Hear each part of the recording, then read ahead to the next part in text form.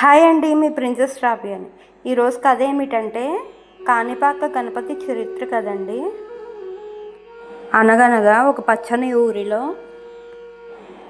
ముగ్గురు అన్నదమ్ములు ఉండేవారు. ఒకరు మగవాళ్ళు, ఒకరు గుడ్డివాళ్ళు, ఒకరు చెవిటి వాళ్ళు. వారిది ఒక చిన్న పొలం. ఆ పొలానికి నీరు లేక వాళ్ళు పడే కష్టాలు అంతా ఇంత కాదు. ఒకరోజు పొలానికి నీళ్లు పెట్టేందుకు బావిలో నీటిని తోడుతుండగా బావిలోని నీరంతా అకస్మాత్తుగా ఇంకిపోయింది. అడుగున ఒక నల్లటి రాయి కనిపించడంతో దాన్ని తొలగించడానికి వారు సుత్తితో కొట్టారు. వెంటనే రాయి నుండి రక్తం కారడం మొదలైంది. ఆ సంఘటన చూసి భయంతో వణికిపోయిన ముగ్గురు అన్నదమ్ములకు ఒక అద్భుతం ఎదురయ్యింది. ఆ రక్తపు దార తగలగానే వారు సంపూర్ణ ఆరోగ్యవంతులుగా మారిపోయారు. ఈ అద్భుతం చూసి గ్రామస్తులందరూ బావి దగ్గరికి పరుగులు తీశారు. బావిలో ఉన్నది సాక్షాత్తు శ్రీ మహాగణపతి విగ్రహం అని గ్రహించారు. విశేషం ఏంటంటే ఈ స్వామివారి విగ్రహం ఒక్కసారిగా ఏర్పడినది కాదు. సంవత్సరానికి ఈ విగ్రహం క్రమంగా పెరుగుతూ వస్తుంది.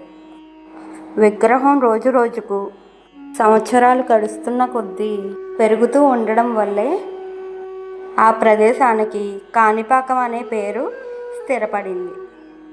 ఇలా రోజు రోజుకు పరిమాణంలో పెరుగుతూ వస్తున్న స్వయంభూ విగ్రహం యొక్క అద్భుతాన్ని భక్తులు నేరుగా దర్శించుకోవడానికి వీలుగా ఉంటుంది. విగ్రహం పెరుగుతున్న కొద్దీ ఖచ్చితమైన రూపాన్ని కాపాడుతూ స్వామివారికి ప్రత్యేకంగా అలంకరించే వెండి కవచం కూడా కాలక్రమేణా మారుతూ వస్తుంది. స్వామివారి శరీరం పెరుగుతున్న కొద్దీ పాత వెండి కవచం సరిపోకపోవడంతో కొత్తగా పెద్దగా వెండి కవచాలు చేయించి అలంకరించడం ప్రధాన విశేషాలలో ఒకటి. ఇప్పటికీ బావిలోనే నీటిలోనే కొలువై ఉన్న స్వామివారిని భక్తులు తనివితీరా దర్శించుకుంటారు.